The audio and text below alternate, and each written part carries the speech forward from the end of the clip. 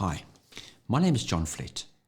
I'm a pediatrician who helps parents, families, children and schools and teachers dealing with children who think and learn a little differently. I'd like to talk to you about ADHD at high school. How does high school change things?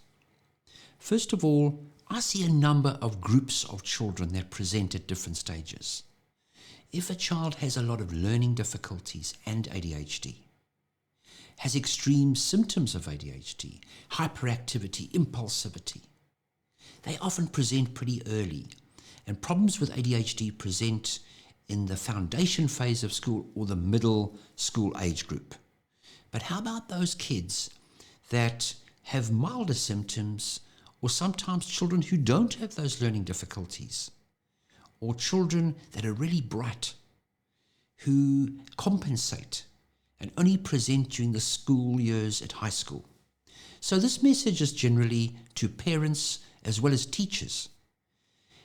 You know, if you are faced with a difficulty with your child in the high school years, particularly that transition from junior school to high school, suddenly, during those early years at school, you're able to structure your child, you're able to keep an eye on things, you can monitor the homework, you can monitor the school progress, often a child who is in a very structured school environment.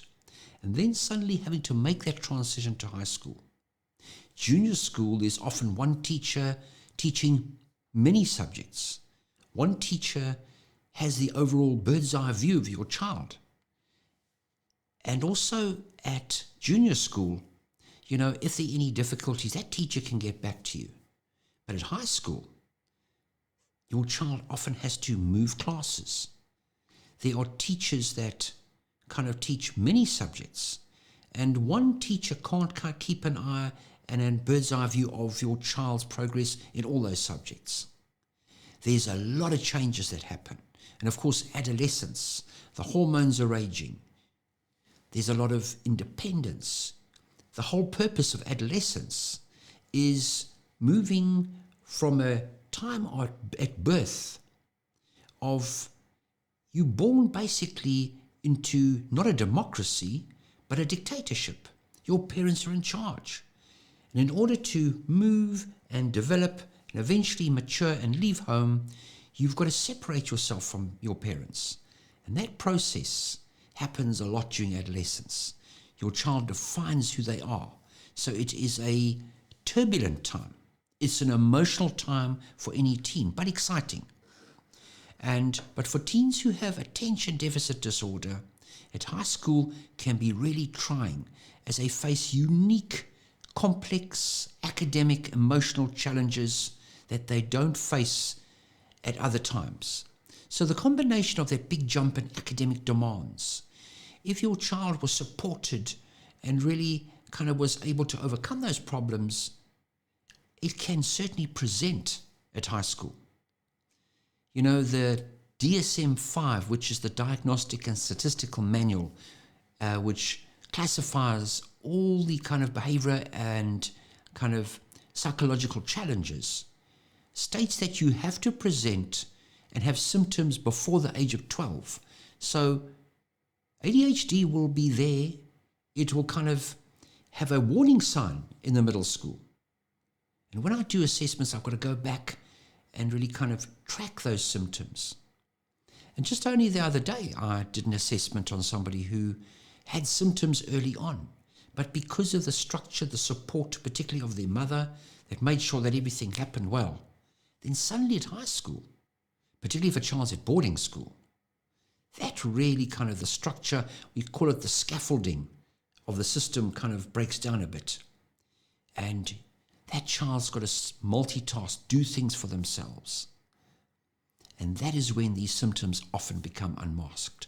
And during adolescence, things like anxiety, mood problems, and unresolved learning difficulties that haven't been picked up, the pace at which things happen at high school.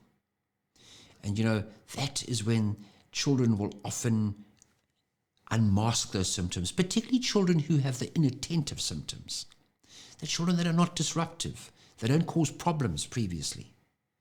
They're busy, they kind of distracted, they have difficulty with their self-control, what we call beneath the hood, internal. You don't see it. And then that added pace of high school, then the kind of pressure to perform, to multitask, to become independent, to kind of organize yourself. That is when we often see problems. So a large proportion of my practice is during the high school years and beyond, early university. If a high school is able to structure, tutor, often parents who have the financial resources, who can spend money on tutors, monitoring, extra lessons, that often kind of scaffolds and masks those symptoms until the end of high school. And when there's disruption at home, maybe there can be family dynamic, marital issues, stress issues, or child's illness. A child who's been injured, who misses school. COVID has had a huge impact on children's progress. I think this year's matric students are probably have it the worst. They are kind of, I think, disadvantaged the most because they've had those 2 preparation years of COVID that they would normally have had more kind of interaction in school, more kind of monitoring, surveillance by the school. And they now having to write matric this year. So I'm starting to see a lot of high school children, particularly in the matric years, grade 11 years, that are struggling. If you're a parent and you recognize some of these difficulties, your child might have suddenly had good grades and marks and they start to deteriorate. And you probably had an assessment done on your child. And the educational psychologist has said, your child is bright, has this ability up here, but they're functioning there. This unexplained underachievement. We often call these children, they're smart, but they're stuck. They're kind of like in quicksand. They can't get traction. Why is it that they have these difficulties?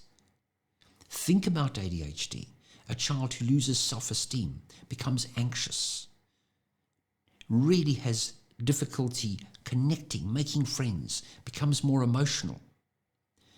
There's lots of distractions as well during high school.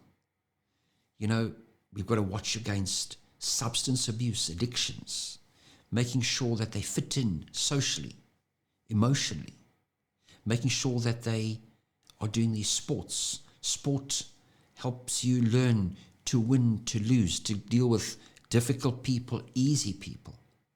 That whole experience of high school is such an important developmental stage. And ADHD can impact that hugely. Remember, ADHD goes together. 60% of kids with ADHD can have learning difficulties, language problems. The average incidence of anxiety in the population is probably about 12%. In ADHD is 35%. So, it's no wonder children who have ADHD, their self-esteem is eroded. They're constantly kind of being criticized. They don't perform. They have difficulty reaching their expectations. And as a result, they have a lot of anxiety, mood problems. A huge part of what I deal with is dealing with and helping parents and children, young adults cope with that anxiety, learning to deal and understand themselves. So there are, some factors that I think you should think about to try and overcome these hurdles at high school. Schedules, making sure that you've got a plan from the time you wake up to the time you sleep. Your nutrition, organization, making sure that you have balanced lives. Social, emotional, not overuse of things like screens and technology. It's such an addiction. Team up with the teacher. This is when a child's got to become their own advocate, and so is a parent. Making sure the teacher knows what your child's requirements are. There are often accommodations, legal accommodations that your child can have if they've got a learning disability, for extra time, separate venue, spelling accommodations, even a reader, scribes, all those type of things. And making sure your child knows how to take proper notes, record keeping so that they know what they've got to learn. And make sure that the communication flow between the school and yourselves and your teacher is open and fluent, and make sure that if the teacher knows that they can communicate, they will share information better with you. And social skills during adolescence is key. For an adolescence, someone described adolescence is like standing on a stage and watching everybody watch you. You feel so self-conscious, and it is such a critical time. You know, when you're getting to grips with your emotions, with you getting grips with your maturity aspects. So this is when there's a lot of support that's needed. A lot of parents think, well, their adolescent child needs to start to learn to stand on their own 2 feet. With ADHD, you've got to keep an eye on them.